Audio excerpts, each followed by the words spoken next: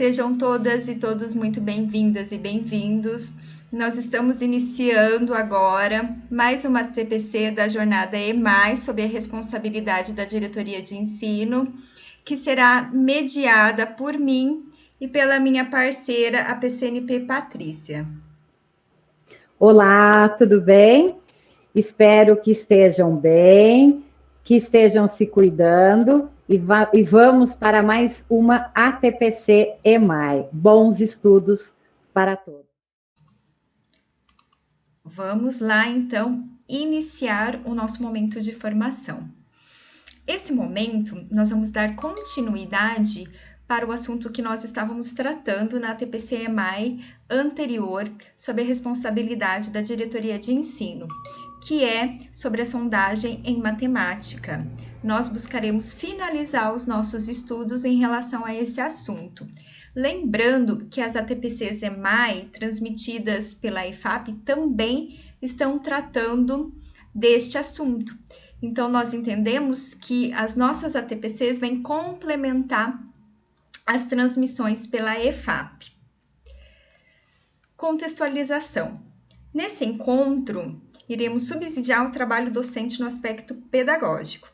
Finalizaremos os estudos com ênfase na sondagem inicial para a alfabetização em matemática nos anos iniciais do ensino fundamental, pois nós entendemos que é necessário oferecer subsídios para que os professores possam desenvolver o seu trabalho de forma planejada, alinhada com o currículo oficial e articulada com material de apoio, contribuindo assim para o processo de ensino-aprendizagem em matemática. E, para tanto, a nossa pauta de hoje está estruturada da seguinte forma. No primeiro momento, nós realizaremos a leitura inicial. No segundo momento, faremos a devolutiva da sondagem numérica e algumas sugestões de intervenção. E, por último, nós faremos a devolutiva da sondagem de resolução de problemas e também sugestões de intervenção. E aqui eu já quero deixar registrado o nosso muito obrigada para vocês, professoras e professores, que participaram atendendo as atividades propostas no encontro anterior, e agradecer também às coordenadoras pedagógicas que nos deram suporte, organizando e apoiando os professores a participar e a responder às nossas atividades. Os objetivos do nosso encontro, então, são participar de uma leitura inicial, apresentar e estudar as respostas das atividades desenvolvidas no encontro anterior e finalizar os estudos sobre a sondagem numérica e também sobre a sondagem de resolução de problemas. E vamos então para o nosso primeiro momento, a leitura inicial. A nossa leitura de hoje é uma leitura um pouco mais leve. É uma crônica de uma escritora brasileira, da Ruth Manus. Essa crônica, ela faz parte deste livro que está ao lado direito de vocês, que é o livro Um Dia Ainda Vamos Rir de Tudo Isso. E eu e a Patrícia, nós selecionamos essa crônica por 2 motivos. O primeiro motivo foi que, como o mês de março foi o mês da mulher e nós não tivemos a oportunidade de nos encontrarmos mais vezes, nós gostaríamos de continuar a homenagem que a gente iniciou lá na TPC-EMAI anterior, de trazer para vocês as nossas escritoras brasileiras, e aí nós trouxemos então a Ruth Manus aqui. O segundo motivo foi que, como no encontro anterior, nós realizamos uma leitura um pouco mais pesada, como disse até uma professora, ao responder lá o formulário de presença e avaliação, ela disse que era uma leitura pesada, mas era uma leitura necessária. Então, como foi uma leitura um pouco mais pesada, nós queríamos trazer para vocês uma leitura mais leve. É leve, porém não menos reflexiva. E se a gente olhar o título, o próprio título já traz uma reflexão para nós, que é: quando foi a última vez que você fez algo pela primeira vez? A cada dia que vivo, mais me convenço de que o desperdício da vida está no amor que não damos, nas forças que não usamos, na prudência egoísta que nada arrisca e que, esquivando-nos do sofrimento, perdemos também a felicidade. Foi a frase que rola pela internet, atribuída a vários autores diferentes, que minha amiga amada pediu para pintarem na parede do quarto quando começou a quimioterapia. E ela viveu todos os seus dias intensamente, com um sorriso no rosto, pedindo para ficar mais um pouco. Até que um dia ela se foi. E eu, aos 18 anos, me prometi que viveria por mim e por ela, que não teria medo de arriscar e que nunca faria da minha vida um mero encadeamento de dias. Estou tentando. Então, diariamente uma pergunta martela na minha cabeça. Quanto tempo perdemos? E quanto tempo ainda vamos perder? Porque me falta tempo, porque acordo cedo amanhã, porque estou com enxaqueca, porque estou de dieta. Com excesso de zelo, excesso de cautela, excesso de fé na ideia de que sempre pode ficar para amanhã. Chega, vai! A vida é só uma e passa correndo.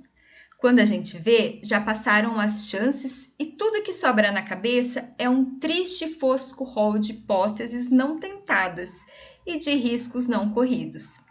E essa conversa não é necessariamente sobre projetos grandiosos, é simplesmente sobre sopros de liberdade, sobre uma vida mais feliz por ter menos regras intransponíveis. É sobre pegar um cinema sozinho, de preferência numa terça-feira, sobre comprar uma passagem poucas horas antes do voo e ir só com a roupa do corpo, sobre voltar da padaria com um sonho para o porteiro do prédio, sobre ir de pijama à garagem e buscar aquele negócio que ficou no carro, sobre entrar no elevador com a toalha de banho enrolada na cabeça, sobre comer jiló, javali, jaca, jacaré, sobre pedir desculpas por um erro de 2002, sobre pegar insetos nas mãos, sobre ligar, dizer que sente falta, que sente muito, que sente que pode ser agora, sobre comprar aquela peça de roupa que você sempre namorou, mas que acha inadequada para a sua idade ou para o seu tipo físico, sobre fazer caretas para as crianças da van escolar no trânsito, sobre parar num bar e tomar 1, 2, 3 cervejas só na sua companhia, em horários incomuns. Sobre deitar na cama, dormir de roupa, sem escovar os dentes. Sobre finalmente mandar pessoas tóxicas à merda. Sobre cortar curtinho, pular do alto, nadar no fundo. Sobre um belo dia resolver mudar e fazer tudo o que se quer fazer, se libertando daquela vida vulgar que a Rita lhe cantou. Sobre não se render mais um dia a tal prudência egoísta que nada arrisca lá da frase do início. Porque é fácil levar uma vida banal e queixar-se dela. Mas será que quando a vida não é fantástica, a culpa é do destino ou a culpa é nossa? Eu não sei se a vida é curta, mas sei que essa vida é uma só. E o que o tempo não volta. A gente tem que fazer o que tem que ser feito. Pode ser hoje. Façamos ser hoje. E fica aí a reflexão para todas nós, da Ruth Manus, que é advogada e professora universitária, não mora no Brasil, mora em Portugal, porém escreve para um jornal aqui do Brasil. Lê Drummond, ouve pagode, ama chuchu com bacon e salas de embarque. Dá risadas falando de coisa séria. Não perde um 15 de Piracicaba contra Penapolense por nada. Sofre de incontinência verbal. Tem medo de vaca de olheiras, que nem todo mundo. E aí eu deixei na fonte um link que é a fonte dessa pequena biografia escrita por ela mesma, e também há um link em que se encontram mais crônicas dessa autora. Então, para quem gostou de ler essa crônica, para quem gostou do estilo dela, quer conhecer mais, vale a pena dar uma conferida lá nesse link. E vamos para o segundo momento, então. Bom, segundo momento, sondagem numérica. Como já foi dito, né, no nosso último encontro, a sondagem é um momento muito importante, é um momento de investigação em relação à aprendizagem do estudante para analisar o que ele já sabe. Então, o que nós descobrimos nesse momento? O que eles sabem a respeito da numeração escrita, quais as hipóteses deles a respeito das características do nosso sistema de numeração, que é decimal, com valor posicional, e quais números eles sabem grafar convencionalmente. Bom, a sondagem de números, como eu já falei na outra TPC, é uma avaliação diagnóstica e processual, elaborada para acompanhar a evolução da escrita numérica dos estudantes. Então, é um momento intencional e é um momento muito planejado, que é o que nós iniciamos lá na outra TPC, falando do planejamento. O antes, o durante e o depois. Então, nesse momento, eu preciso pensar o quê? Pensar em alguns critérios, como os critérios da seleção dos números, o critério da análise das hipóteses, né, que irão permitir a identificação, a identificar os avanços ou as dificuldades dos estudantes, tá? Bom, aqui, na última TPC, da escrita, da parte da sondagem numérica, foram propostas 2 atividades, para que vocês fizessem ou individualmente ou coletivamente. Então, a primeira proposta foi que vocês construíssem uma lista de números para serem ditadas numa sondagem inicial, numa primeira sondagem, para um primeiro ano e para um quarto ano, tá? Hoje, o que nós vamos fazer? Hoje nós iremos analisar a lista que vocês elaboraram e nós vamos refletir sobre os critérios que devemos levar em conta no momento do planejamento. Tudo bem? Pode passar, Carla. Bom, alguns estudos comprovam que para aprender números, né, não é preciso inicialmente saber escrevê-los convencionalmente. As pesquisas da Lerner e da Sadowski, elas trazem grandes contribuições a respeito e revelam que a criança, ela elabora a hipótese numérica muito antes de ingressar na escola, devido à convivência com os diferentes usos e funções sociais dos números, que lhes são familiares e frequentes, tá? Então, aí eu coloquei para vocês, vale anotar. Então, os números familiares, quais são? O que são esses números familiares?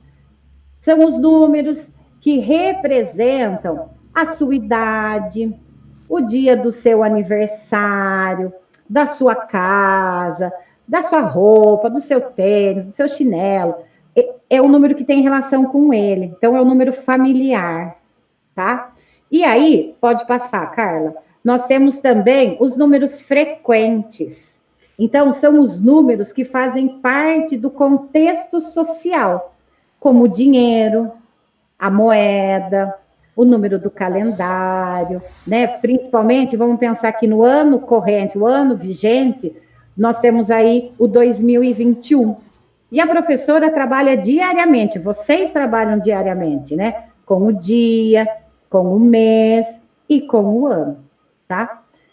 Então, a partir desses conhecimentos dos números familiares e dos números frequentes, esses números, eles têm que estar presentes na nossa sondagem, tá? Agora, aqui eu tenho a lista de números que vocês elaboraram na atividade da última TPC. Cada linha, tá? É uma resposta de uma professora ou de uma escola que vocês acabaram construindo, tudo bem? Então, o que nós vamos fazer? Eu vou começar falando, tá? e vou marcar aí esses números, tá? Então, por exemplo, olha lá, o 2021 é um número frequente, tá? Então, essa primeira linha, essa primeira sondagem, essa primeira lista que vocês elaboraram, ela contempla um número frequente e um número familiar. Porque aí o número 6, ele pode estar relacionado com a idade da criança, tá? Aí nós vamos para a segunda linha. A mesma coisa, eu tenho aí o número 6. Olha lá. Eu tenho o número 6, 2021. E aí, vocês vão percebendo aí que cada linha, vocês foram contemplando aí com os números frequentes ou familiares.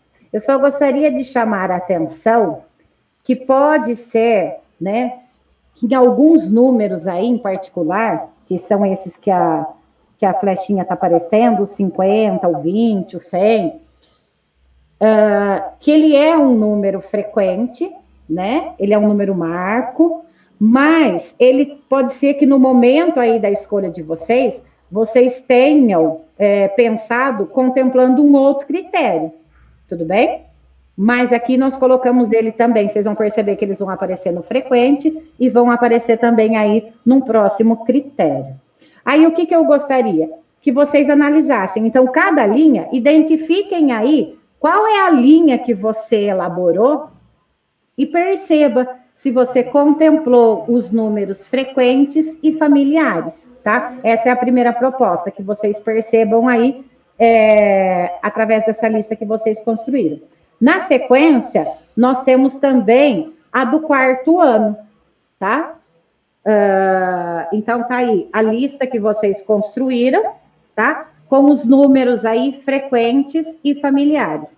Então, o que eu vou pedir? Que vocês aí também observem se esses números foram contemplados.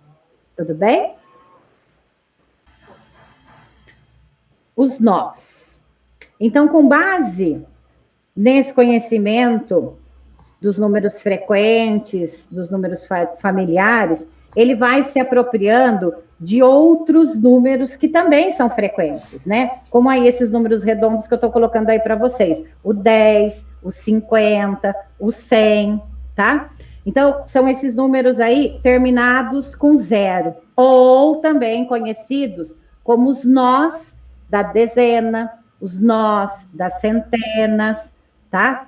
Então, no processo de construção da escrita numérica, é comum as crianças se apropriarem, primeiramente, da escrita dos nós, para depois elas avançarem na escrita dos números que estão aí no intervalo, tá?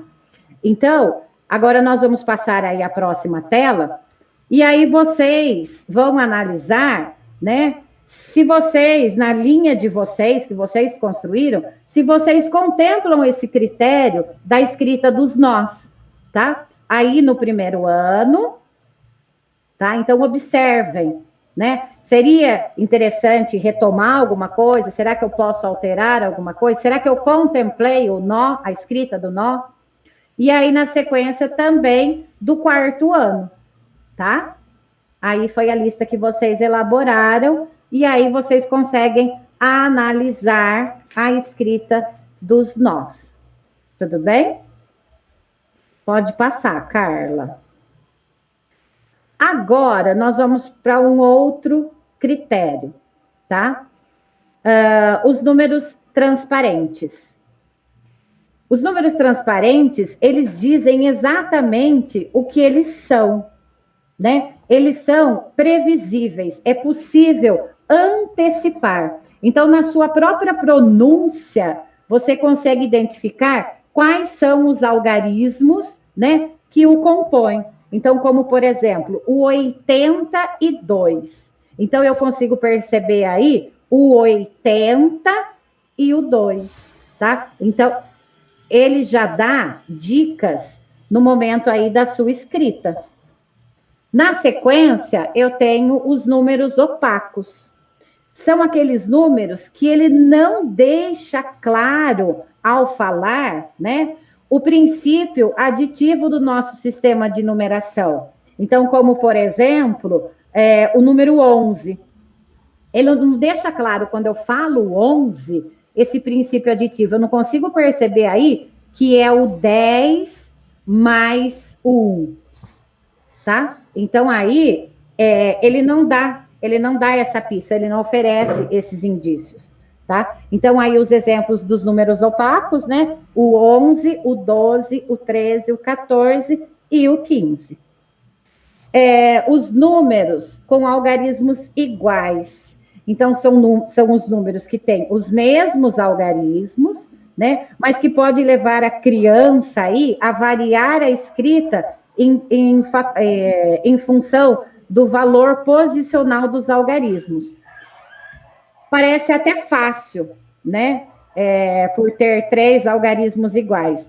Mas tem muitas crianças que, quando elas estão numa hipótese inicial de escrita numérica, ela acha que repetir esses números é errado, tá bom? E aí nós temos mais um critério aí, que é o número com inversões. Isso. Que são os números compostos por algarismos diferentes em posições invertidas, né? Como os números aí, como por exemplo, o 34 e o 43. E aí nós podemos identificar se as crianças observam o valor do algarismo em função da sua posição na escrita, tá? O valor posicional. Tudo bem? E aí nós vamos fazer o mesmo movimento. Nós vamos agora analisar a escrita que vocês fizeram novamente, só que agora o nosso foco é nos números transparentes. A Carla já está colocando.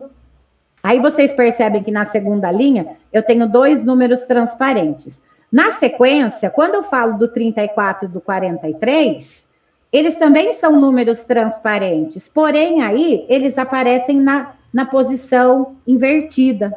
Tudo bem? Só para deixar claro isso para vocês. Então, aí a Carla está colocando para vocês todos os números transparentes, primeiro, e com inversões que vocês contemplaram aí na lista do primeiro ano, tá? Na sequência, já vai aparecer aí também os números opacos, tá? Então, aí em verde, ela já está colocando aí para vocês, e vocês vão analisando na linha que você construiu, se você garantiu os números opacos, além dos transparentes, além das inversões, e aí os compostos também por algarismos iguais aí, que são os que estão com a cor azul. Tudo bem? Então, eu vou pedir que vocês façam esse movimento, que vocês analisem a linha que vocês construíram, para ver se vocês contemplaram esses números. E o mesmo movimento nós vamos estar fazendo com o quarto ano, tudo bem? Lembrando aí o azul, os números transparentes, o vermelho aí é a inversão, o azul, os números compostos por algarismos iguais, e o verde, os números opacos. E aí nós temos mais alguns critérios aí. Aí nós temos os números compostos por algarismos diferentes, tá? Os números que permitem observar o processo de generalização. Então, por exemplo, pensando no número 2021, que é um número frequente, né? Porque é o nosso ano corrente, o ano que nós estamos, ele pode planejar ditar, por exemplo, 2023 ou 2031, para verificar se os estudantes, né, se a sua criança, se o seu aluno, se ele é capaz de generalizar a representação numérica, tá bom? E em azul aí, os números com o 0 intercalado, tudo bem? Que aí nós temos aí o 101, o 1024. E aí nós vamos fazer o mesmo movimento, nós vamos lá para a lista do primeiro ano que vocês construíram, e que vocês observem se na sua linha você contemplou esses critérios, tá? Com os números compostos aí por algarismos diferentes, a generalização e o zero intercalado, tanto do primeiro quanto do quarto ano. Tá? E aí, para finalizar, e isso aqui eu vou deixar como dica para vocês, é só uma devolutiva a partir do que vocês construíram, tá? Então, a partir dos critérios que nós observamos agora, que nós estamos vendo, que nós estamos revisitando, né? Então, eu preciso olhar aí para a minha linha e perceber se eu contemplei os números familiares, os nós, os transparentes, tanto no primeiro quanto no quarto ano. Mas isso depois vocês podem, por exemplo, pausar e verificar, tudo bem? E agora, a partir do conhecimento, né, né, que nós estamos aí revisitando, você pode pensar na sua próxima lista de números, tudo bem? A partir desses critérios. Pode passar, Carla. Aqui, eu queria deixar muito claro para vocês que é apenas uma sugestão. Pode dar um clique aí, Carla, que vai aumentar aí a sugestão. É apenas uma sugestão para vocês. Elaborada, né, a partir dos critérios que nós acabamos de ver. Então, os números familiares e frequentes, os nós, os transparentes, os opacos e assim por diante, tá?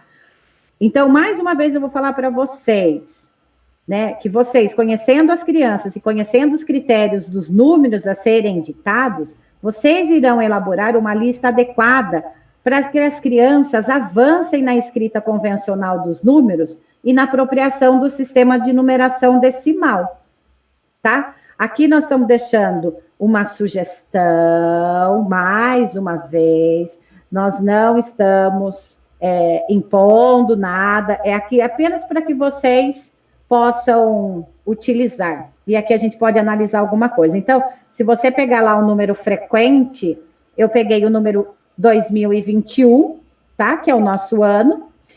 E vocês vão perceber lá que no processo de generalização, para cada ano eu fiz aí uma sugestão. Nós fizemos aí uma sugestão. Então, 2021, processo de generalização, 2023. Aí, para o segundo ano, 2027, 2029, 2031, 3021. Só lembrando que na ordem que ela aparece aí, não quer dizer que é a ordem que ela precisa ser ditada, tudo bem? Aqui nós só montamos essa planilha dessa forma para não deixar nenhum número, nenhum critério para trás, tá? Então, ela só foi composta dessa forma para auxiliar, mas não que os números precisam ser ditados nessa sequência, tá? Vocês podem até pensar aí no critério, na melhor forma de colocar esses números, tudo bem? Aqui é só uma sugestão. E aqui, ali vocês percebem no quinto ano, né, por exemplo, os números compostos por algarismos diferentes, que eu posso pensar aí em colocar, por exemplo, um número, por exemplo, eu coloquei aí o 895, é um quinto ano, mas eu posso pensar que se esse aluno, se esse estudante, ele se apoiar na fala e ele registrar 895 com o 800, essa escrita, ela vai virar, né, 80.095. E aí, propositalmente, né, nós colocamos lá no último, no zero intercalado, esse número. E aí, quando ele tiver que escrever esse número, ele pode perceber, ele pode entrar em conflito, tá? E aí ele pode rever a escrita desse número, tá? Então, aí é só algumas coisas que a gente pode pensar. A mesma coisa aí com o 753, tá? Então, se ele tiver a escrita apoiada na fala, ele pode entrar em conflito nesse momento, tudo bem? Então, essas coisas que a gente precisa, às vezes, pensar um pouquinho na hora de propor esses números no momento aí da sondagem. Pode passar. Ah, só lembrando também, a última coisa, desculpa, que esses critérios de sondagem, eles são os mesmos para todos os anos, tá? As alterações, elas só são no intervalo numérico, né? Uma vez que cada ano, né, de um ano para o outro, são propostos novos desafios de escrita, né? Com ampliação aí no intervalo dos números. Tudo bem? Aí, nós vamos para a segunda atividade. Então, eu pensei na elaboração, eu elaborei a minha lista de números a partir dos critérios. Agora, o que nós vamos fazer? Depois que eu fiz a aplicação, que eu apliquei, eu vou analisar, certo? A escrita. E aí, aqui, a segunda atividade era que vocês analisassem 3 escritas, né? E dissesse aí quais eram as hipóteses, né, que se destacavam em cada caso. Pode passar? Bom, mais uma vez, eu vou dizer aqui para vocês que nós estamos apresentando apenas uma sugestão de critérios de análise, tá? A partir da sugestão que nós estamos colocando para vocês, você pode criar, né, uma planilha, você pode elaborar a sua, que atenda às suas necessidades. Aqui, nós não estamos impondo nenhum modelo, tá? É um ponto importante. Qual que é o ponto importante? É organizar aí os registros sobre os conhecimentos que as nossas crianças têm. Então, do mesmo jeito que tem lá na sondagem, lá do sistema de escrita, né, que não tem as cores, nós não temos lá o pré-silábico, o silábico sem valor, é a mesma coisa aqui. Então, o que nós fizemos? Nós colocamos aí a escrita convencional, certo? É quando ele dá conta, ele domina a escrita do número. Aí, nós colocamos o azul, quando ele se apoia na fala, né? Então, nessa hipótese, ele escreve o número de forma não convencional. Ele se apoia na numeração falada, né? Eles usam a justaposição da escrita para escrever o número. Então, por exemplo, se eu for digitar o número 17, pode ser que ele escreva 107, tudo bem? E aí eu vou colocar que ele está se apoiando na fala, eu pinto lá de azulzinho. Aí a representação dos algarismos, né? Pode ter a escrita espelhada, né? A posição trocada, quando ele ainda não dá conta ali do valor posicional, ele pode ser que ele inverta os números, e sem relação com o número ditado. Então, eu dito um número, ele acaba escrevendo outro que não tem relação com aquele. E o vermelho, né, aí que nós colocamos, é a representação sem algarismos, que aí ele coloca qualquer coisa que não seja um algarismo. Ele pode colocar aí um desenho, uma letra, qualquer coisa que não seja um algarismo. Tudo bem? Então, aqui, deixando muito claro, é só uma sugestão dos critérios de como organizar esses registros. Tudo bem? Nós não estamos impondo nada. É só uma forma para tentar organizar os registros de vocês, tá? Bom, aí nós vamos analisar a primeira escrita, que é a escrita da Kathleen, tudo bem? Então, os números, né, a partir desses números ditados, o que a gente consegue perceber? Que ela escreve convencionalmente, tá? Os números até a ordem da centena. Então, olha lá, ela dá conta de escrever o 12, ela dá conta de escrever o 23, o 32, o 204 e o 402. A única, com exceção do 777, tá? Esse ela não dá conta. Por ser composto aí por números iguais, então aí pode indicar que a variação da sua escrita, ela pode ocorrer devido à função do valor posicional do algarismo, tá?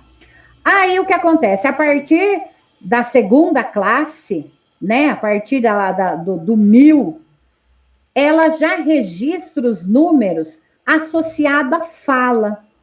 Ela baseia-se nas informações que ela extrai da numeração falada, tá? E no conhecimento que ela já tem da escrita convencional dos nós.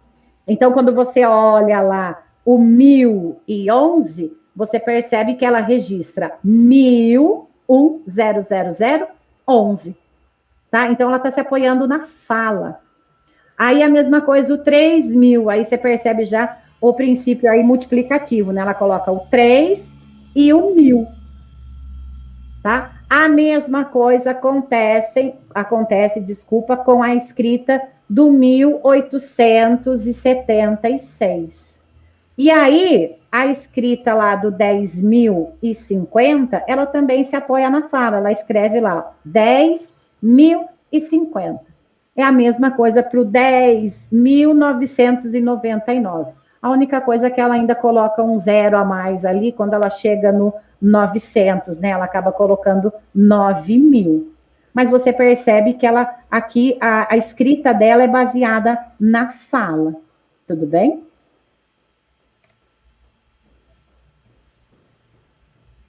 Bom, aqui, eu só gostaria, né, só para esclarecer rapidamente, aqui nós temos uma atividade que nós, em uma das visitas agora esse ano, nós passamos num primeiro aninho, e nos chamou a atenção porque a gente já ia falar, né? Como a gente já estava falando dos critérios, nós vimos essa escrita espelhada, e aí nós tiramos fotos, e aproveitamos para colocar aqui para vocês, né? Uma escrita espelhada. Então, é comum, né, que as crianças que estão aí iniciando, né, que estão entrando aí na escrita dos números, elas espelharem os algarismos, né? Isso quer dizer o quê? Escrever ao contrário, né? Como se fosse o reflexo aí da própria imagem no espelho. Pois elas estão se apropriando aí, né, de uma convenção. Posição trocada. Aí, por exemplo, foi ditado o número 32 e ele acaba escrevendo 23. Muitas vezes isso pode acontecer por conta aí ele não está dominando, ele não consegue ainda o valor posicional aí para ele. Então, ele acaba escrevendo o 23, ele acaba invertendo, ele acaba trocando a posição aí dos algarismos, tudo bem?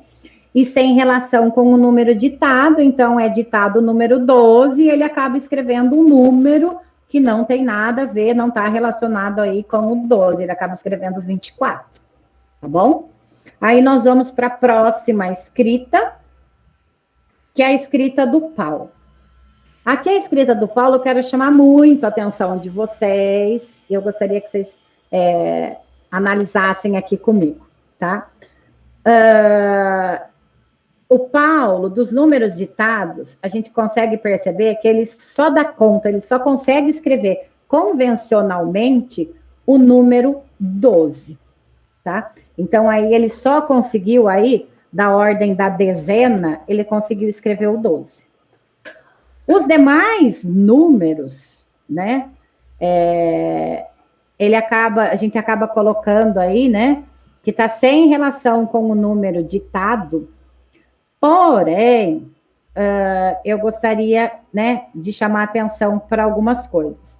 Então, por exemplo, quando eu falo o número aí 23, tá, que foi ditado 23, ele acaba escrevendo 13. Então, o que acontece? Ele consegue perceber o som, o número 3, o algarismo 3. Então, 23, ele escreve 13, tá?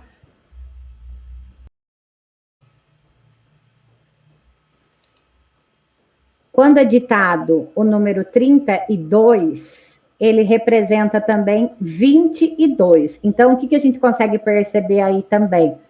Ele se apega aí na escrita do 2, né? 22, ele reconhece o 2, ele sabe que ele precisa escrever, né? Que tem mais alguma coisa, que está faltando mais alguma coisa, e ele acaba repetindo, ele acaba colocando aí mais um 2. Então, ele reconhece. Então, no 23 e no 32, você percebe que ele reconhece aí os números finais, vamos colocar assim, o 3 e o 2.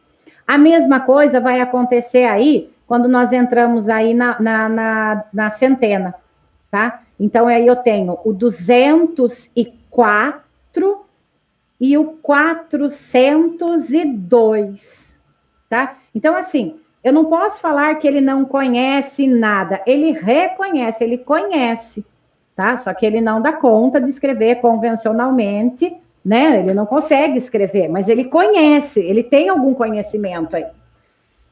Quando nós entramos aí na ordem, na unidade de milhar, né? Ele vai trazer mais desafios ainda para ele. E aí você percebe que no 1011, ele se apoia na escrita do 11.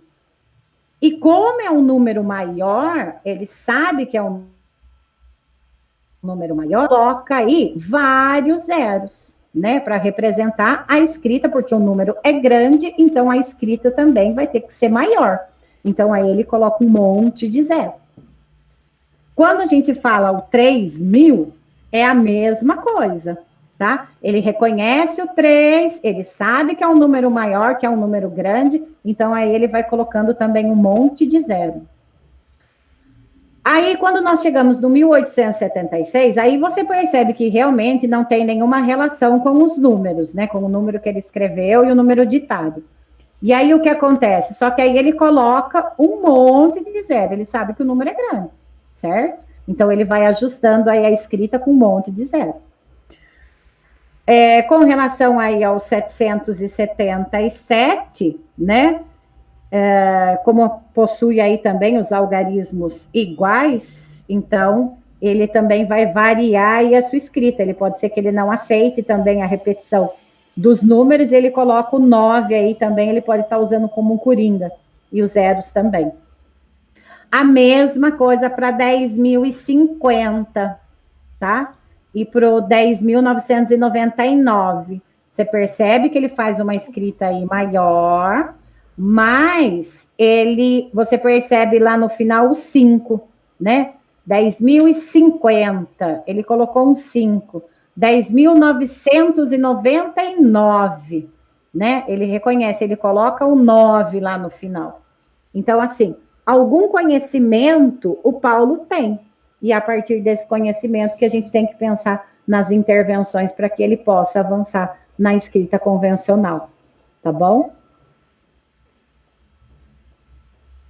Aí nós vamos para a escrita da Érica, né? A Érica, nós percebemos aí que ela escreve convencionalmente as dezenas, as centenas, e ela dá conta também de escrever o 1011, tá? Então, ela escreve convencionalmente aí as dezenas, as centenas, e ela consegue o 1011. Quando ela chega no 3.000, aí você vai ver que ela vai se apoiar na fala, tá? Dos demais números. Então, o 3.000 aí, ela coloca, né, o 3, o ponto, o, né, que aí seria o 1.000. E aí, então, ela utiliza aí, foi o aspecto, né, multiplicativo, né? E aí nós conseguimos perceber que na escrita dela, ela utiliza, né, muito os pontos, né? E na escrita do número, né, 10.999, aí sim ela abusa dos pontos, né? Mesmo aí que haja indícios, né, do apoio da numeração falada, ela coloca aí um monte de pontos. Mas aí na escrita dela, então, ela consegue escrever convencionalmente e os demais números ela se apoia na fala. Tudo bem?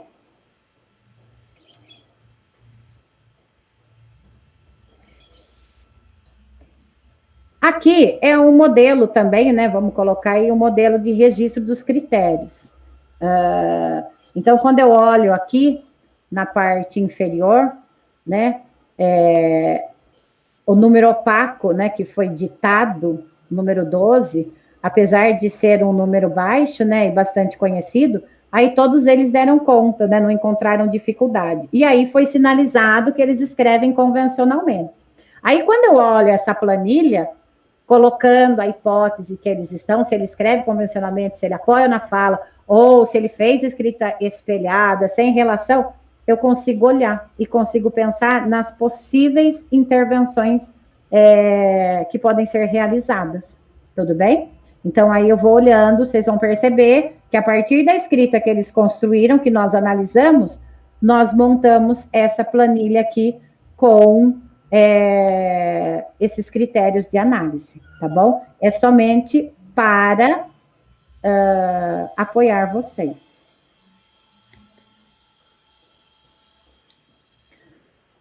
Bom, a partir daí, do que eu já levantei, que eu sei, eu preciso pensar nas minhas intervenções, tá? Então, segundo, novamente, a Lerner e a Sadowski, as crianças, elas precisam estar em contato com situações de escrita e leitura de números, pois obrigam as crianças a questionarem e a reformular suas ideias para se aproximar progressivamente da compreensão da notação convencional, tá bom?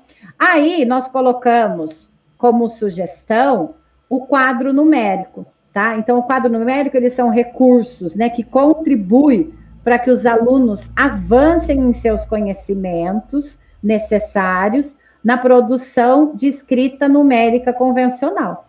Então, esses dois modelos, o quadro numérico, como está aí do lado esquerdo, ou esse quadro dos números naturais à direita, eles devem estar desde o início do ano nas salas aí do primeiro, do segundo, do terceiro ano, tá? De todos os anos. Aí a gente só tem que pensar no intervalo desse quadro numérico, tudo bem?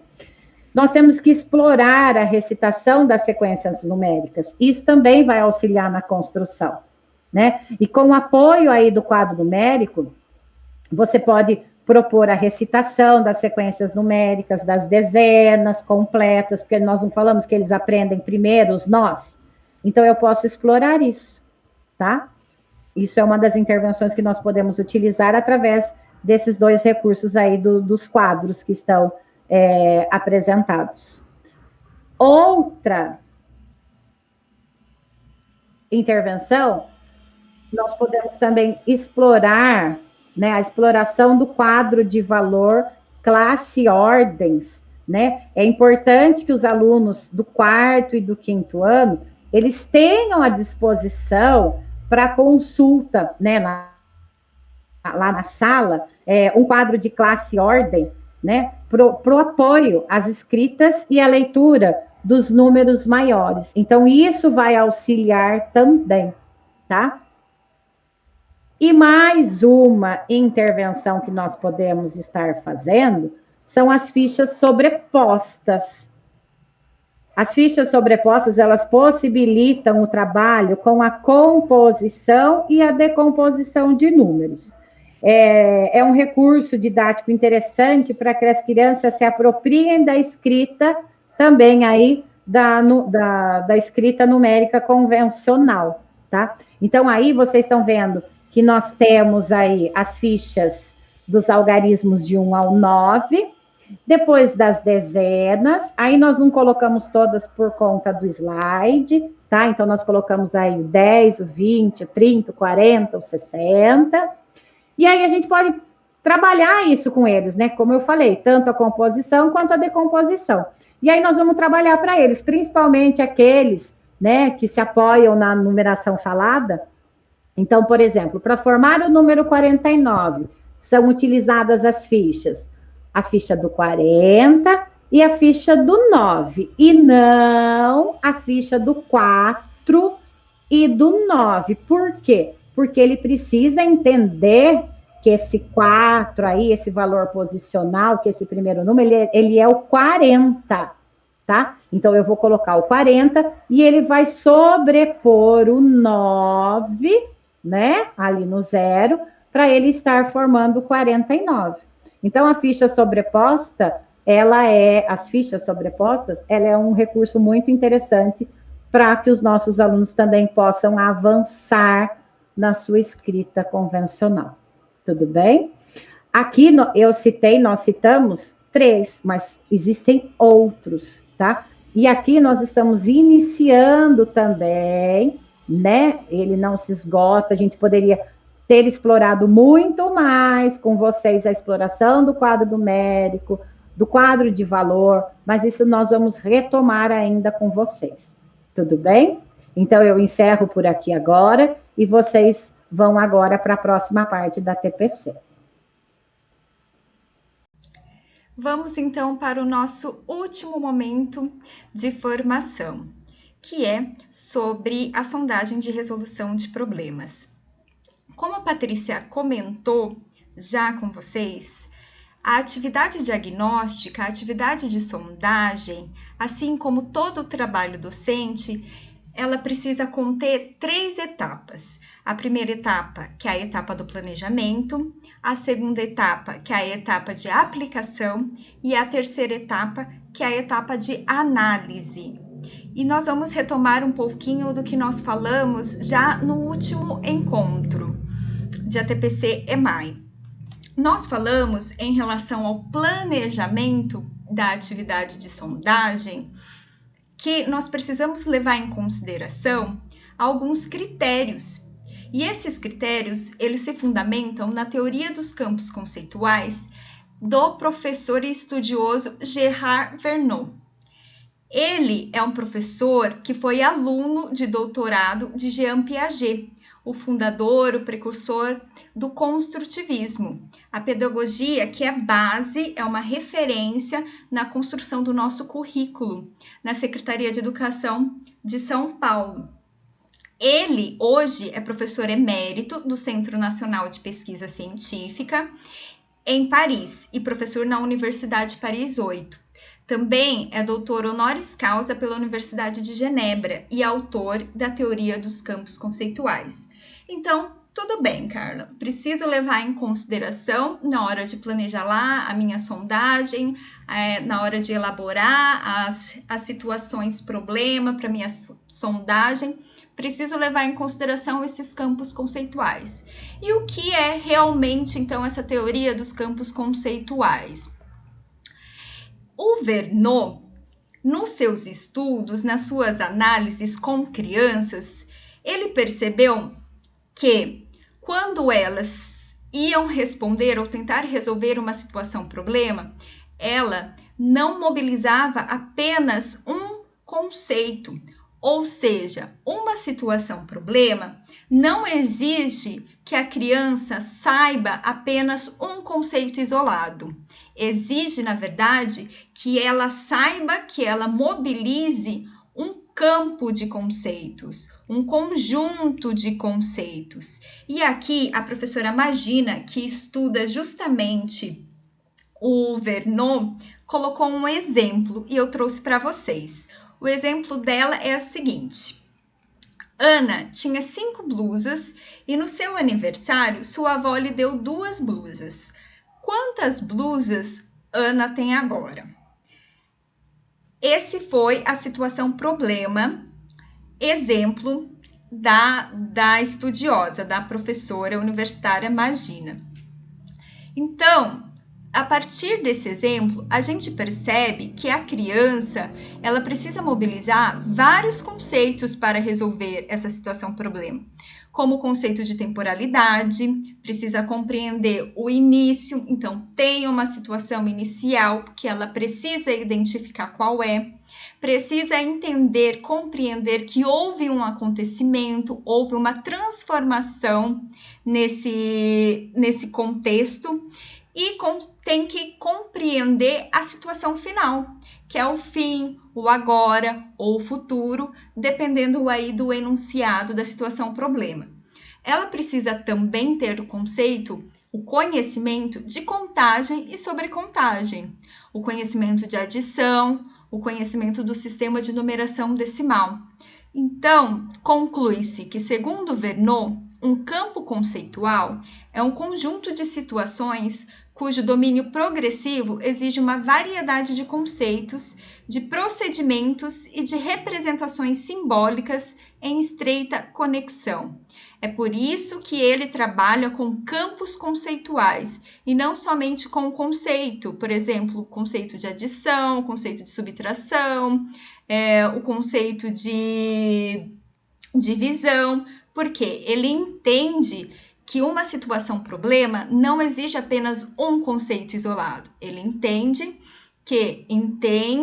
com base nas suas pesquisas, nos seus estudos, que uma situação problema mobiliza na criança um conjunto de conceitos, um conjunto de habilidades que ela precisa alcançar, que ela precisa desenvolver para resolver aquele problema. Com base nisso, ele criou 2 campos, o campo aditivo e o campo multiplicativo. Dentro do campo aditivo, nós temos 4 tipos de problema. O problema de composição, de transformação, de comparação e de composição de transformação.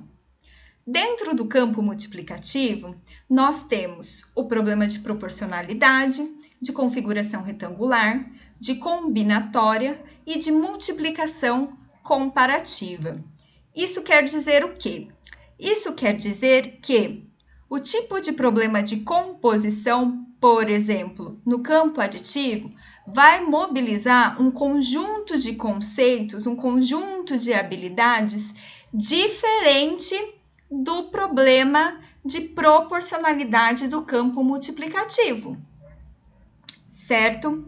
Então, por isso que é importante a professora, nós, levarmos em consideração como critérios mesmo para o planejamento na hora de elaborar as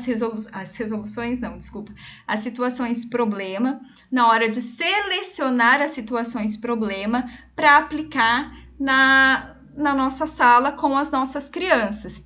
Porque quanto mais você consegue contemplar de tipos de problema, mais você poderá diagnosticar como está o conhecimento do seu aluno, da sua criança, da sua sala. Então, por isso, quanto mais você contemplar, quanto mais tipos de problema você contemplar, mais você vai poder verificar mais tarde, analisar mais tarde o que os seus alunos sabem ou não sabem, até onde eles chegaram, ou o que eles têm mais dificuldade. Lembrando que o campo aditivo é referente à adição e subtração. Então, a adição e subtração são as operações irmãs. E o campo multiplicativo é referente à multiplicação e à divisão, que também são consideradas como operações irmãs.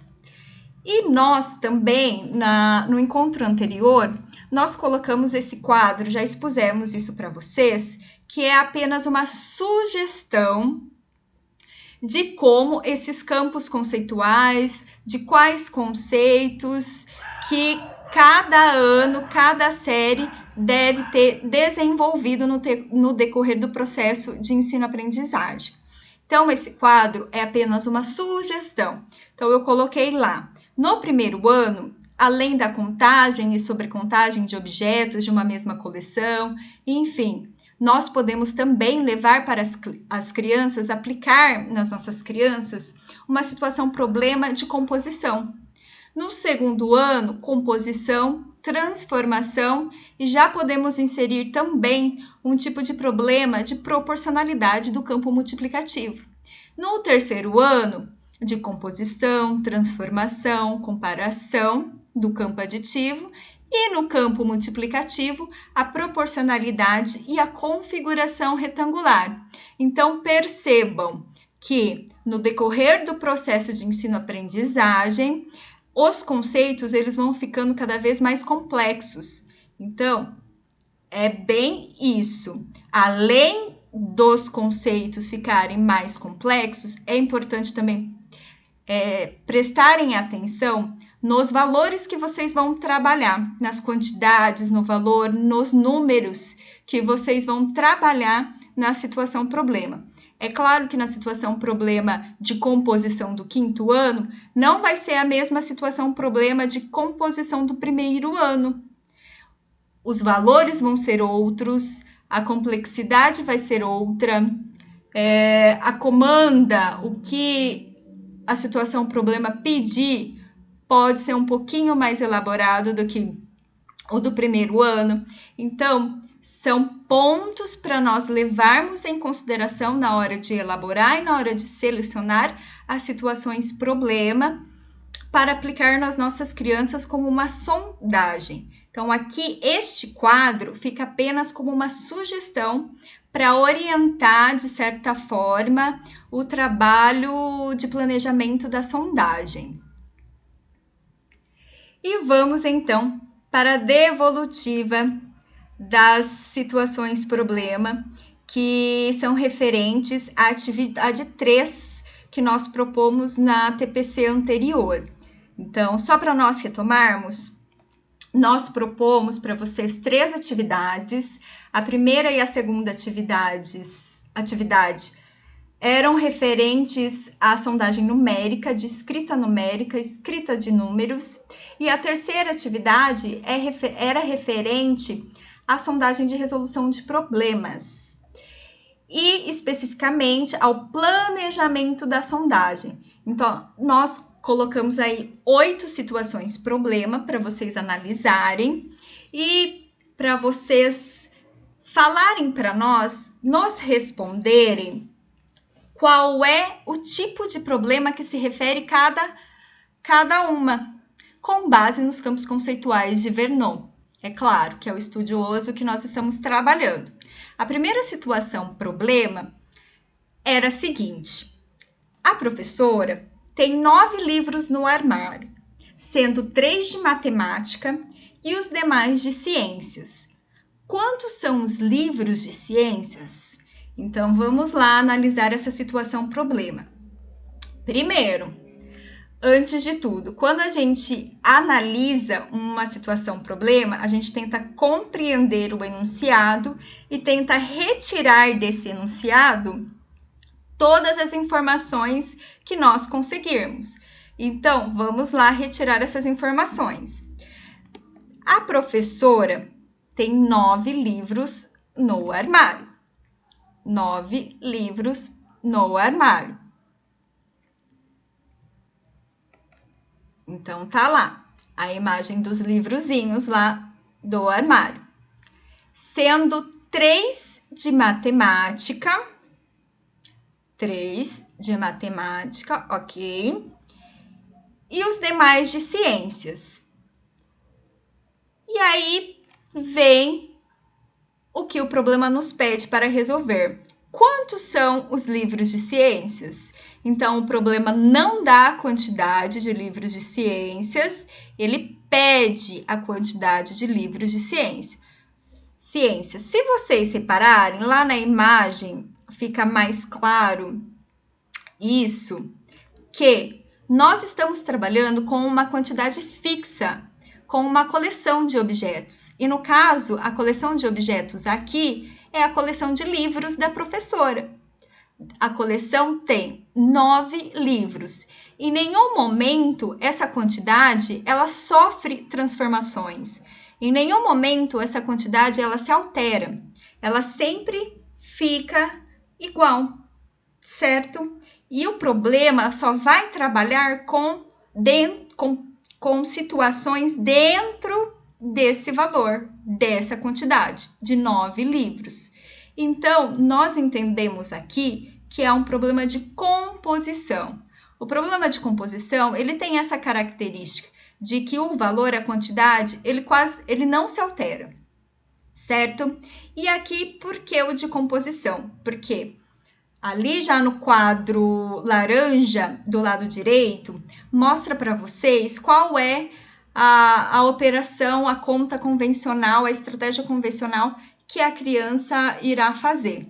Então, se vocês perceberem, é uma operação de subtração, que é uma operação irmã da de adição. Então, portanto, você já denota, que você já compreende que é um tipo de problema do campo da adição. E qual, dentre dos campos da adição, os problemas são composição, transformação, comparação e a composição de transformação. Aqui nós não temos transformação, como eu disse para vocês, a quantidade de objetos ele não muda. ela não muda, no caso, não é uma comparação, porque não está comparando dois elementos. Se eu perguntasse à criança quantos livros de ciências tem a mais do que os livros de matemática, aí sim é uma outra história, porque nós estamos comparando dois elementos. Nesse caso, eles não estão comparando dois elementos. E não é uma composição de transformação, porque cai no mesmo critério da transformação. Não há nenhum tipo de alteração na quantidade de livros no armário.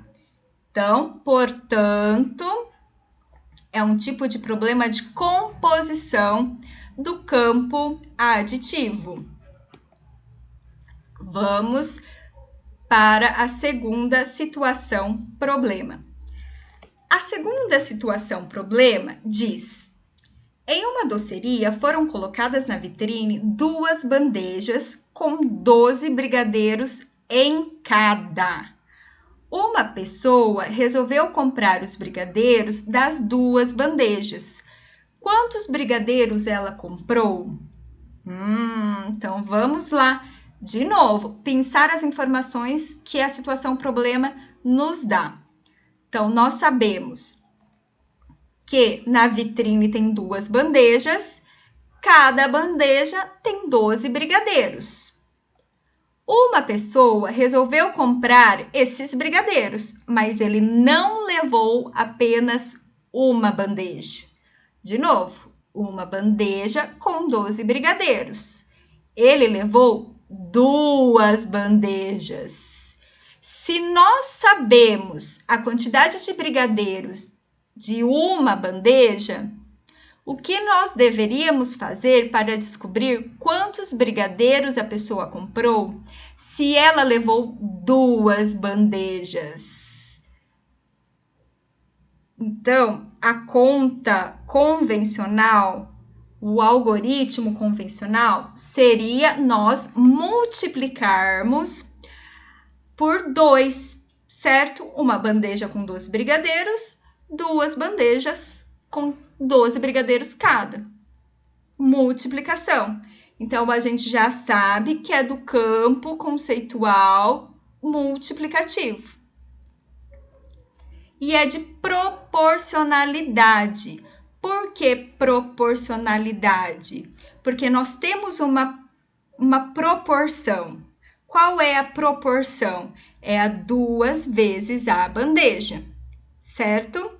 Nós temos um valor fixo e nós queremos saber a proporção a 2 vezes este valor. Então, é proporcional, esse valor será proporcional ao primeiro valor, que é de uma bandeja. Será sempre proporcional, certo? Por isso que a gente chama de proporcionalidade, porque existe uma relação direta entre essas 2 quantidades, entre esses 2 valores. Vamos na situação problema 3. Na sala de vídeo da escola, as cadeiras estão dispostas em 5 fileiras com 8 cadeiras em cada. Qual é o total de cadeiras dessa sala? Então, vamos ilustrar essa situação problema com a imagem. Então, pegamos as informações, certo? 5 fileiras com 8 cadeiras em cada e vamos ilustrar a situação problema. Se nós fôssemos ilustrar, ia ficar dessa forma. Então, aqui vocês podem reparar, é uma sala de vídeo da escola, então tem uma televisão lá na frente, tem um projetor, enfim. E nessa sala de vídeo nós temos 5 fileiras e em cada fileira 8 cadeiras. Se nós fôssemos ilustrar, iria ficar dessa forma. E vocês podem perceber já pela ilustração que é uma configuração retangular. Para o aluno resolver esse problema, ele vai ter que pegar a quantidade de fileiras e multiplicar pela quantidade de cadeiras em cada fileira. Ou ele também pode realizar a contagem. Aí vai da estratégia e dos conceitos que o aluno já possui, certo? Então, não há dúvidas nesse caso, eu acho, que é um tipo de problema da configuração retangular, que é do campo multiplicativo. Vamos para a situação problema 4.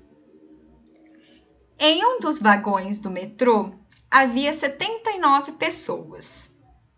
Na Estação da Luz, desembarcaram 38 pessoas e embarcaram 57 pessoas.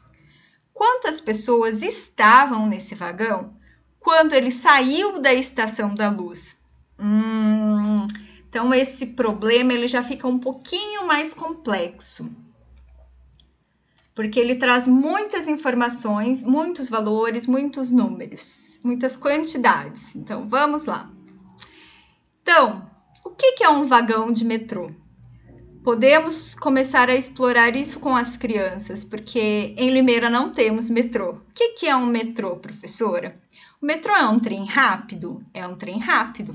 É um tipo de transporte coletivo? É um tipo de transporte coletivo que não temos na cidade. Nós temos, por exemplo, na cidade de São Paulo, que é a capital do nosso estado.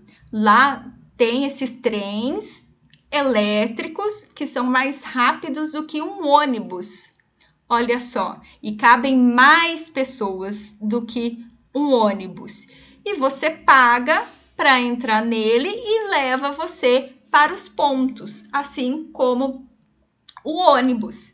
Só que no caso do metrô, os pontos são chamados de estações, não de ponto, é chamado de estação. Então, o que está dizendo este problema? Vamos lá tentar entender? Então, está dizendo que em um dos vagões do metrô tinha 79 pessoas. Mas ele chegou na Estação da Luz, um ponto do metrô, e desembarcaram 38 pessoas, ou seja, saíram 38 pessoas. Depois, embarcaram 57 pessoas que estavam aguardando esse metrô lá na estação. Afinal de contas, quantas pessoas estavam nesse vagão quando ele saiu da Estação da Luz?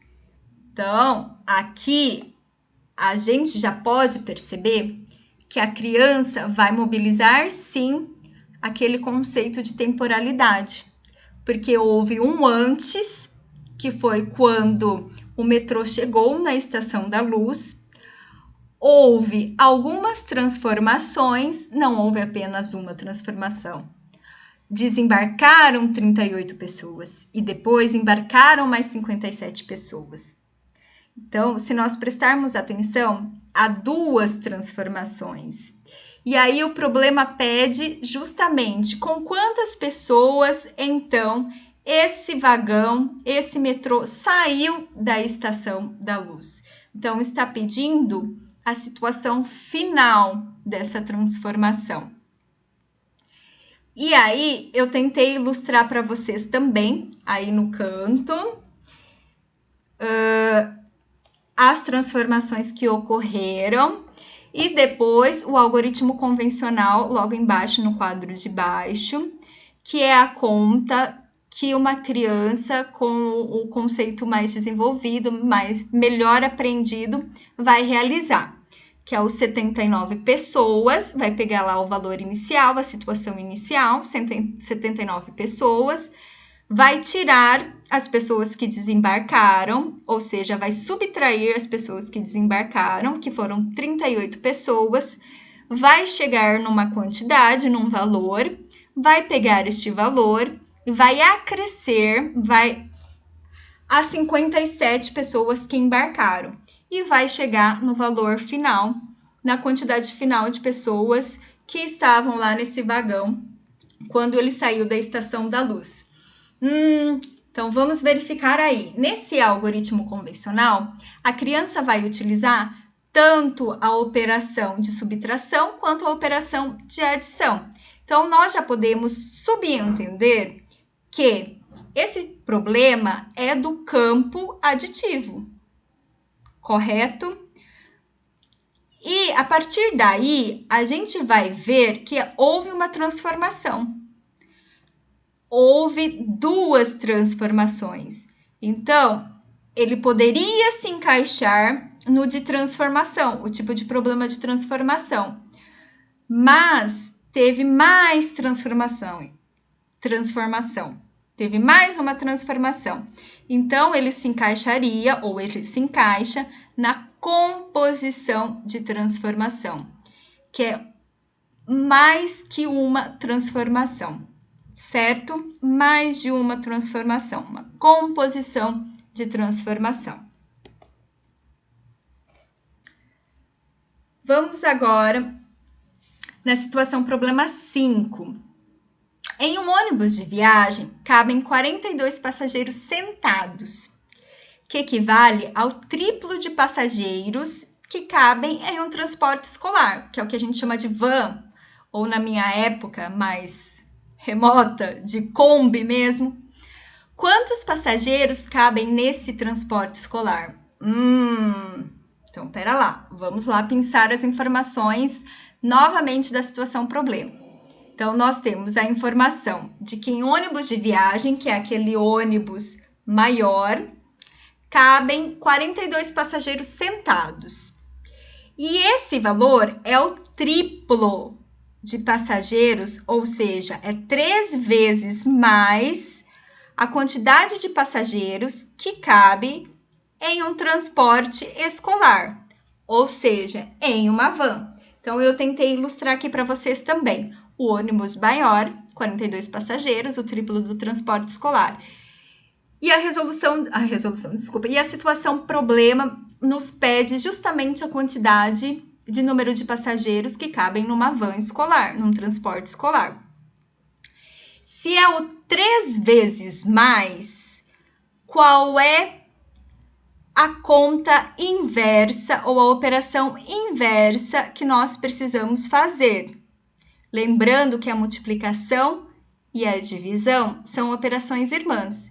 Então, se é 3 vezes mais, nós vamos fazer o dividido por 3.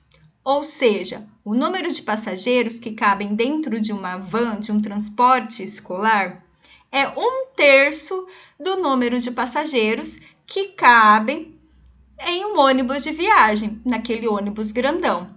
Então, aqui a gente também já consegue identificar que esse problema ele está dentro do campo multiplicativo. Qual é o tipo de problema, então? Se nós estamos com 2 elementos e nós estamos, de certa forma, comparando esses 2 elementos. Quais são os 2 elementos? O ônibus de viagem e o transporte escolar. Então, ele cairia no tipo de multiplicação comparativa, dentro do campo multiplicativo da teoria de Vernon. Vamos para a situação problema 6.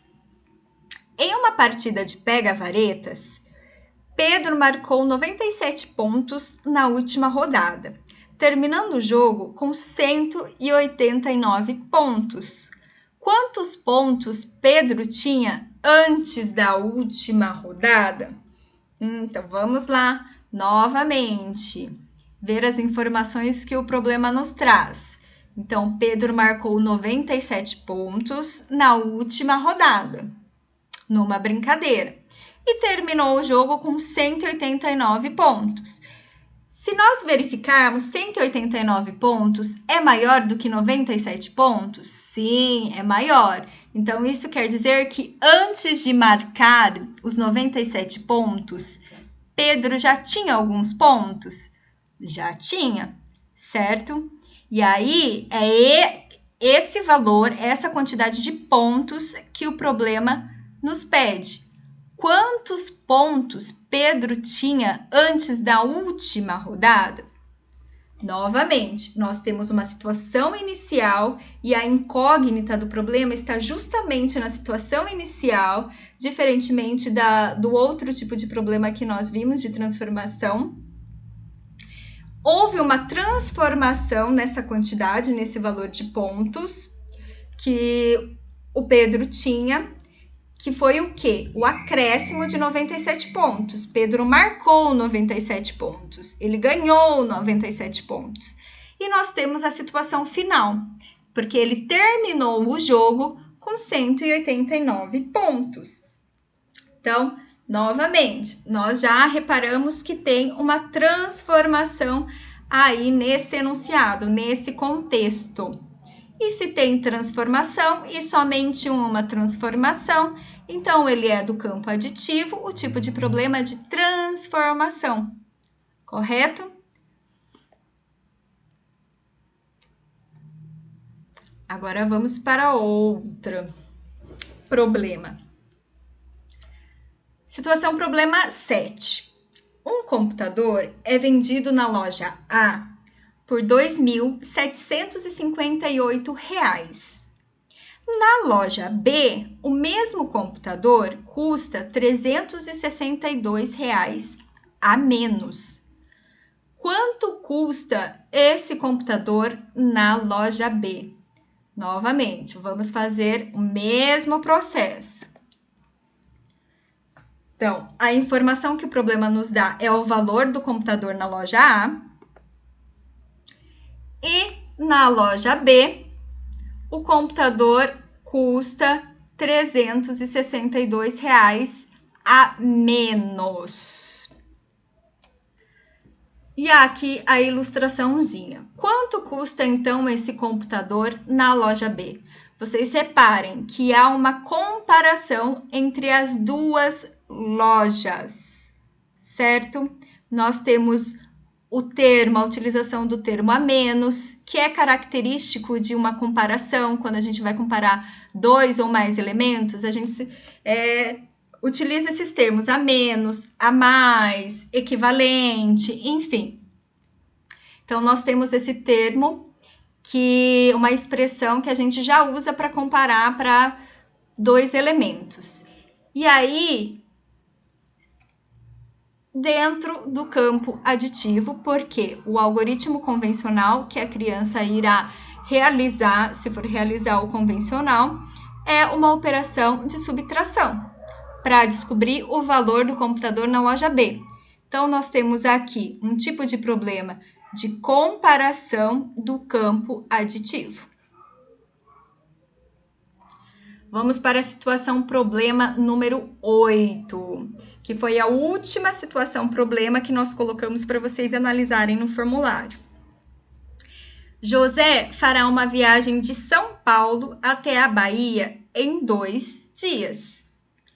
Considerando que a distância entre São Paulo e a Bahia é de 1.635 quilômetros, e que no primeiro dia ele dirigiu 836 quilômetros, quantos quilômetros José terá que dirigir no segundo dia para completar a viagem?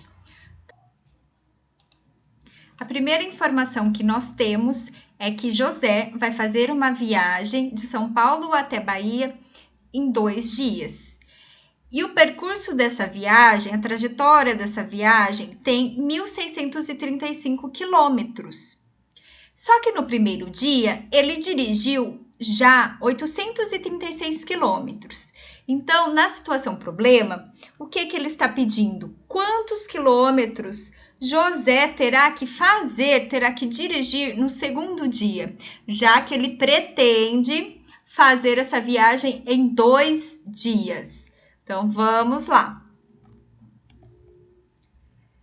Nós temos o total de quilômetros que não vai mudar, 1.635 quilômetros.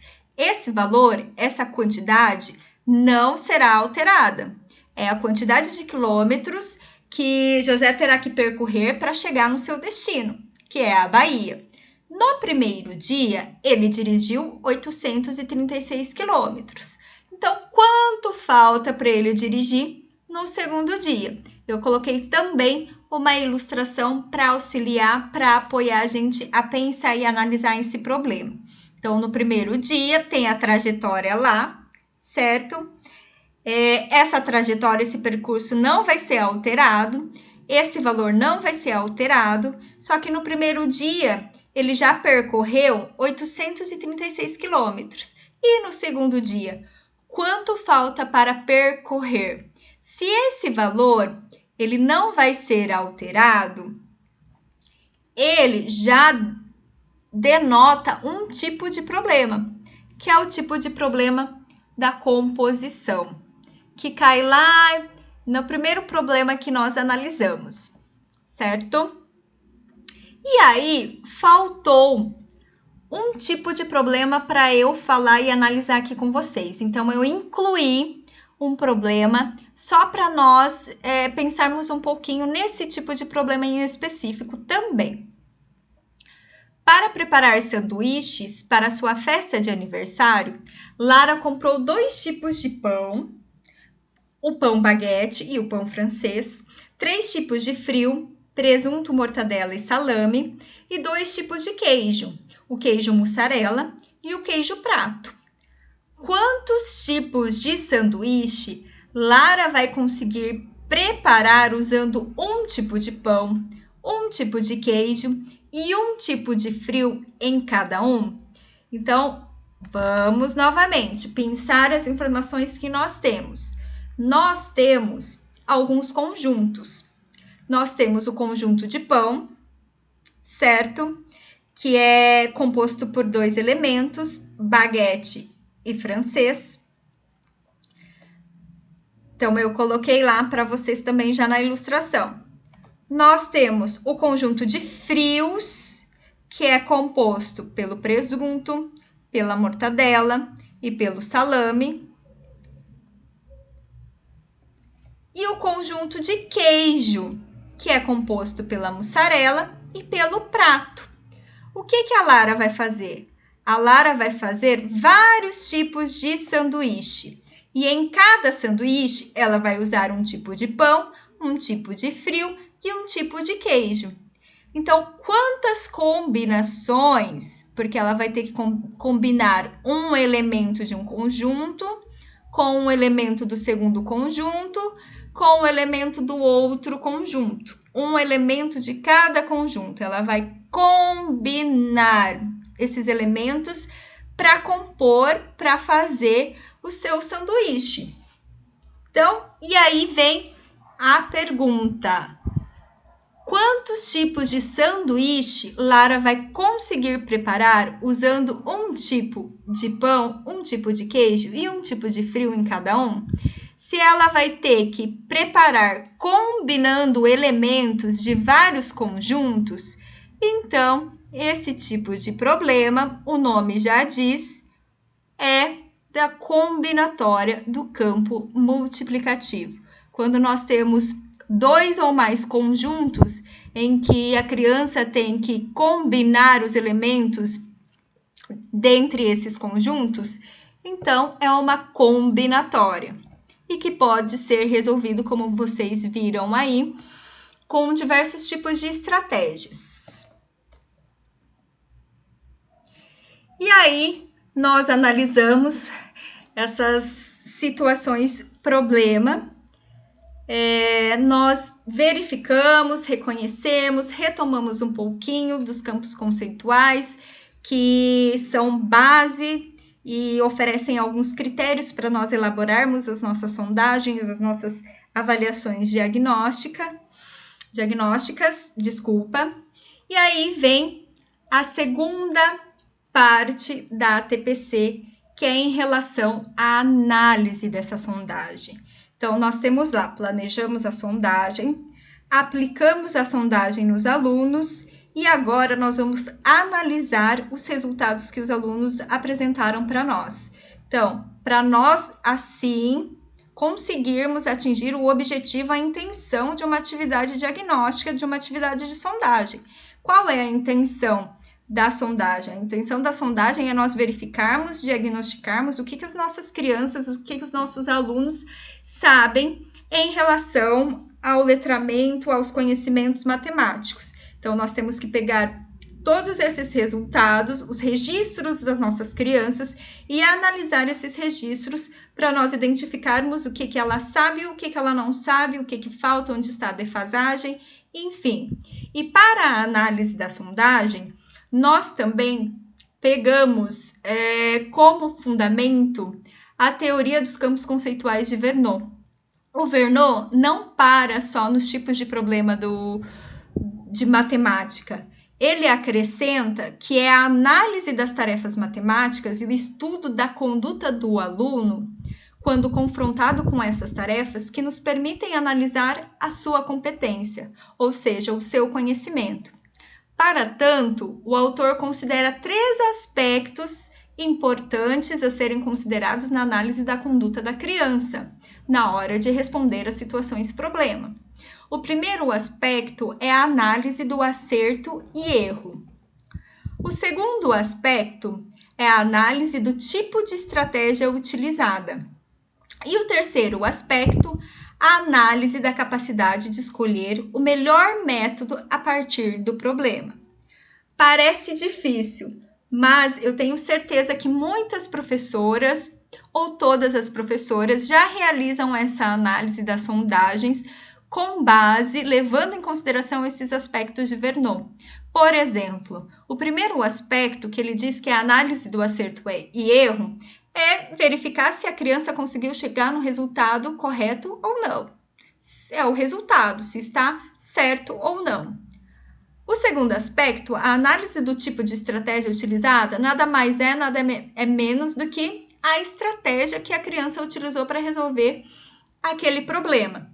E a TPC-EMAI anterior, transmitida pela EFAP, enfocou bastante que é importante que nós consideremos todos os tipos de estratégias das crianças, né? Enfocou justamente na questão de nós levarmos em consideração e de nós conseguirmos analisar as estratégias das crianças.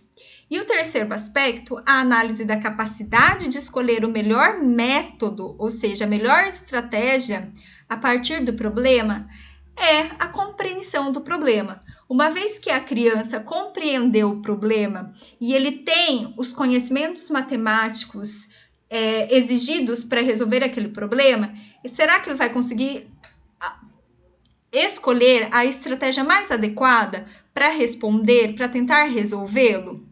Certo? Então, com base também nesses aspectos que o Verneau considera como importantes, nós colocamos aqui alguns critérios de análise da sondagem, algumas sugestões de critérios para analisar as respostas das nossas crianças. Se a criança compreendeu a ideia, se acertou a estratégia e também acertou o resultado. Ou se ela não compreendeu a ideia, não acertou a estratégia, errou o resultado. Ou se ela compreendeu a ideia, acertou a estratégia e errou o resultado. Então, cada caso em específico, a gente precisa analisar onde a criança está errando e por que essa criança está errando, para nós podermos fazer as nossas intervenções adequadas. Então, esse é um quadro. Também é apenas uma sugestão de registro para as professoras poderem se organizar na hora de registrar mesmo o que as suas crianças sabem, o que não sabem. É só apenas um registro, como aquele quadro que a Patrícia sugeriu de sondagem numérica. Então, é meio parecido. Vocês podem transformar esse quadro também em cores? É claro que pode transformar em cores. É apenas uma sugestão. Nós sabemos também, enquanto nós passamos por algumas escolas, eu tive a oportunidade de passar por algumas escolas já nesse início do ano presencialmente, uma coisa boa. Eu já verifiquei que muitas professoras têm o seu sistema de organização, já têm os seus registros todos organizados para verificar o que o aluno sabe, o que o outro aluno não sabe, enfim. É só uma sugestão para vocês poderem se organizar da melhor forma.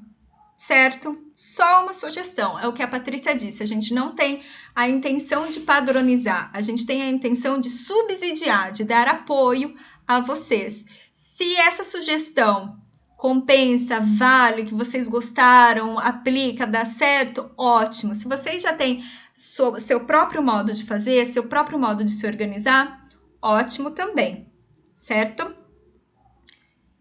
E aí, já chegando um pouco na última parte, vamos dizer, desse momento sobre a sondagem de resolução de problemas, eu gostaria de ler esse trecho de Vernon. Com relação aos acertos, propomos que o professor busque entender quais foram os meios utilizados pelo seu aluno para realizar a tarefa solicitada, já que o aluno pode utilizar diferentes caminhos para produzir uma resposta correta, que são as estratégias, mesmo que esta inclua exercícios que não aceitem mais do que uma resposta certa. Já quanto aos erros, a necessidade de analisá-los é ainda mais evidente, pois somente esta análise permitirá que o professor conheça as dificuldades enfrentadas por seus alunos e os meios para remediar a situação. Só para reforçar que é importante nós analisarmos e identificarmos onde o aluno está errando. Se o aluno está errando na compreensão da ideia, na escolha de estratégia para solucionar aquele problema, ou se o aluno está errando no meio do caminho e aí não consegue chegar no resultado. Então, se o aluno entendeu a ideia do problema, se o aluno utilizou uma estratégia correta para resolver esse problema, correta que eu digo adequada, mas mesmo assim não chegou no resultado. O que ele está errando? Qual é o conhecimento matemático que está em defasagem, que está faltando nesse aluno? E aí, a partir dessa investigação, desse diagnóstico, é que a professora vai elaborar um tipo de intervenção, correto? Então, a intervenção adequada para um aluno que não compreendeu a ideia da situação-problema, não é a mesma intervenção que a professora vai fazer em uma sala que está errando a estratégia, que compreendeu a ideia, mas não está tentando relacionar ou não tem o conhecimento matemático suficiente para selecionar uma estratégia adequada para resolver aquele problema. Então, aqui nessa parte, nós vamos dar uma sugestão, também a sugestão de intervenção, por exemplo, para uma sala que não está conseguindo compreender a ideia de um tipo de problema. A nossa sugestão é que a professora possa trabalhar com a situação-problema fatiada, ou seja, fragmentar a situação-problema. E eu coloquei aqui um exemplo de situação-problema fatiado. Então, ela vai trabalhar a primeira frase, a primeira informação, e eu peguei já uma situação-problema que nós trabalhamos, né, nessa TPC. Em um dos vagões do metrô, havia 79 pessoas. E aí, ela vai apresentando para as crianças a situação-problema parte por parte. Na Estação da Luz, desembarcaram 38 pessoas. O que é desembarcaram? E vai trabalhando os termos que, eventualmente, podem ser um obstáculo para eles compreenderem o problema em si. E embarcaram 57. Quantas pessoas estavam nesse vagão quando ele saiu da Estação da Luz? Então, esse é um exemplo de uma situação-problema fatiada. E eu coloquei algumas perguntinhas que servem para qualquer tipo de situação-problema. E que, na verdade, fica meio automático para nós e que não é automático ainda para a criança. Então, vamos dizer aqui que são alguns protocolos que a criança precisa seguir para tentar compreender o problema. Esses protocolos já se interiorizaram em nós, que passamos já por esse processo de ensino-aprendizagem. Então, nós precisamos ensinar esses protocolos às crianças. Então, quais são esses protocolos? Perguntar, o que eu sei? O que esse problema já está trazendo para mim de informação? O que eu quero saber? O que esse problema está perguntando, está pedindo? E o que eu preciso fazer? O que eu preciso fazer para responder adequadamente este problema? Então, é o que eu sei, o que eu quero saber e o que eu preciso fazer, para que a criança já vá, de certa forma, interiorizando todo esse processo de construção de sentido do problema, de compreensão de uma situação-problema. Se, no caso, a criança compreende a ideia, o sentido, o que o problema está pedindo, mas está errando na estratégia, então quer dizer que falta um pouco o conhecimento matemático. O conhecimento matemático dela é insuficiente para resolver aquela situação-problema. Ou ela não está conseguindo relacionar os conhecimentos que ela possui com o que o problema está pedindo. Então, uma sugestão aqui é a socialização das estratégias entre as crianças, entre os pares, entre elas mesmas. E, por último, é se a criança não está conseguindo chegar no resultado. Então, a professora precisa analisar onde ela está errando para pedir que ela faça um momento de revisão. E dentro desse momento de revisão, um dos instrumentos que a professora pode indicar para auxiliar a criança a perceber onde está errando é a prova real, certo? E aí, depois, é claro, a professora retomar também alguns conhecimentos matemáticos que ficaram lá em defasagem, que ela encontrou defasagem depois. Ai, Carla, mas e no ensino remoto? No ensino remoto parece ser tão difícil tudo isso, todas essas intervenções. Bom, realmente, nós estamos ainda num processo de aprender a adequar o que nós já estávamos habituadas a fazer presencialmente dentro da sala de aula para esse espaço aqui.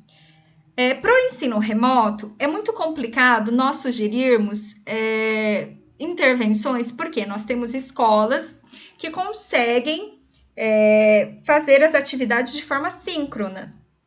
E nós temos escolas que não conseguem fazer essas atividades de forma síncrona.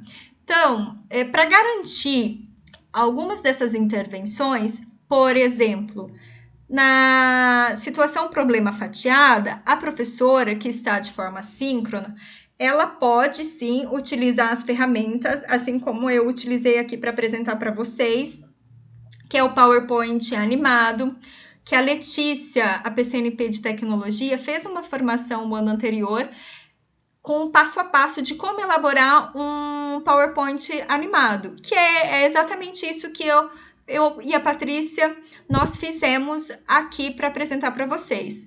Ah, mas eu não tenho domínio. Dá para fazer no Word também, dá para fazer no bloco de notas.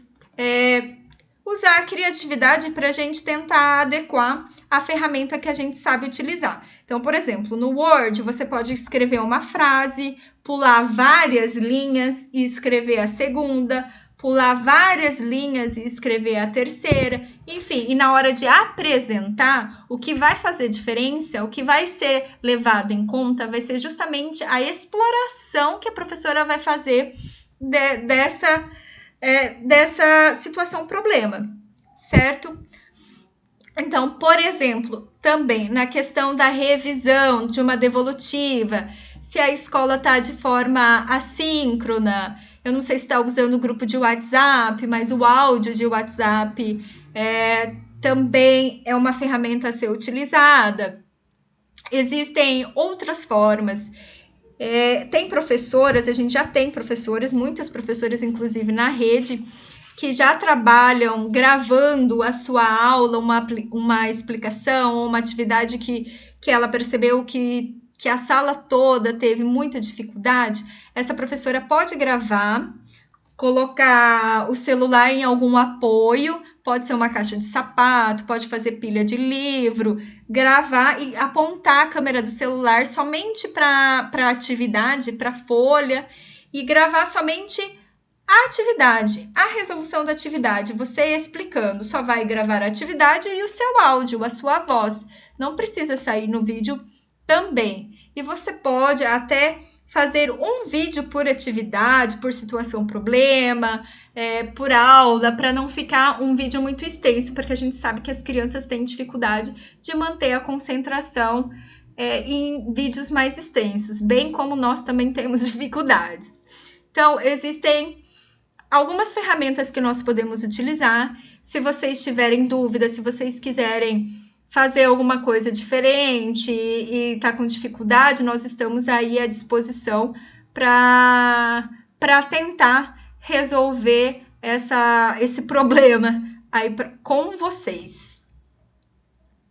E aqui está, então, a nossa lista de referências. E por último, é claro, o link para avaliação e presença.